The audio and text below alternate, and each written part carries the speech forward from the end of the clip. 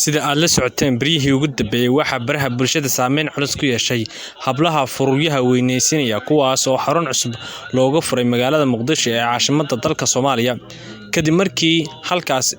ay dhaqaatiir badan ka hawl gashay laguna dureynayo qaybo kamid ah jirka sida barida iyo sidoo kale naasaha dumarka in loo weynaysiyo iyo kuwka iyo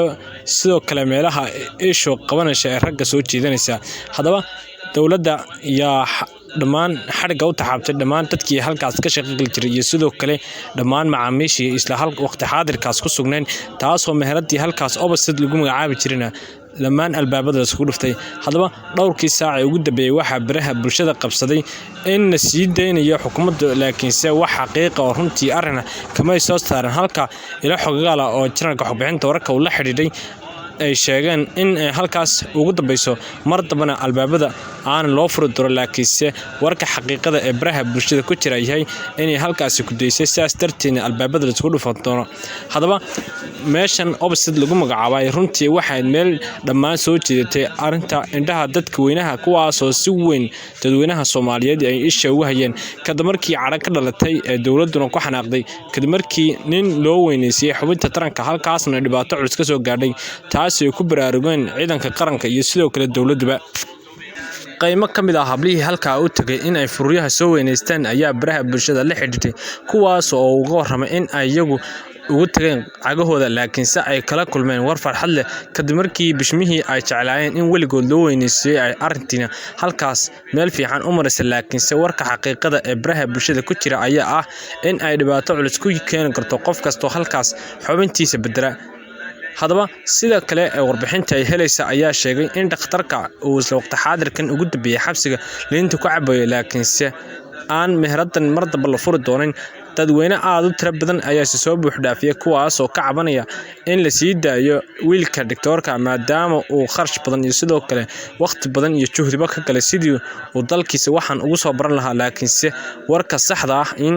meheradan isla waqti xaadirada ugu dambeeyay baraha bulshada lagu hadalhayo in albaabada loo furin doono mar daba dadkuna ay halkaas ka dareeraan hadaba gabadha ka hadlaysay in ay ku faraxsantay iyadoo warbaahinta Shabeelle TV u sheegtay arrintan ayaa muuqaalkeedu sida tan oo kale ah daawo kale gawaarida ama lagu dayactirayo midkooda soo halaabo balse ma aragtay goob lagu qurxinayo ama garaash lagu qurxinayo bini aadanka sheeka ayaan idinkaga heenay nala daawado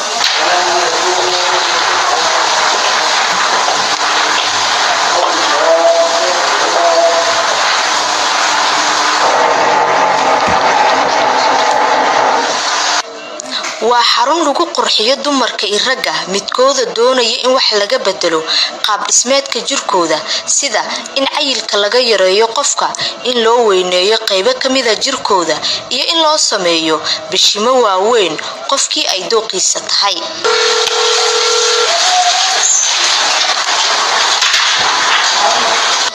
Filsan waa macaamiil si joogta ugu xiran xaruntan Obesity Center oo ah goob lagu qurxiyo ragga iyo dumarka. Assalaamu alaykum. Soo dhawo Obesity Center kan ka xamnaa. Waxaan rabaa walaal in xaaraha iyo madowga laga jaro iyo in dibnaha la tiro. Okay walaal qabanaa. Dhakhtar joogo karan ku jiraya. Ku bisakay. Ee diyaar baan xilligan aynu joogno waxay u timid Filsan in loo weyneeyo bishimaha iyo wajiga oo haara kaga yaalay in laga baabi'iyo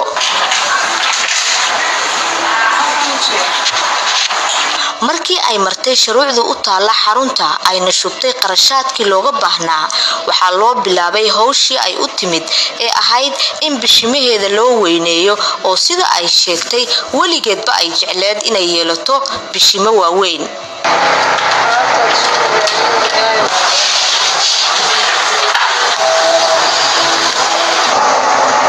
Filsan oo loo duray bishimaheeda kuna guuleysatay ujeedka ay socdaalka dheer u soo gashay ayaan wax ka weydiiyay sababta ku kaliftay iyo waxa ay ku dooratay in bishimaha loo duro isla markaana ay weyneysato wallahi ana waliga waan iska jeclaa inaan tagto alxamdulillah laakiin markii koowaad ee Soomaaliya laga helo hadda waa ku qanacsanahay maxay tahay aniga jeclaystay meeshan ee obis center inaan imaado waxaan jeclaystay inaan dibnaha tagto soo kale wajiga la qurxiyo oo haariyo madowga la saaro dookhayga weeyaan inaan dibnaha tagto aad baan jeclahay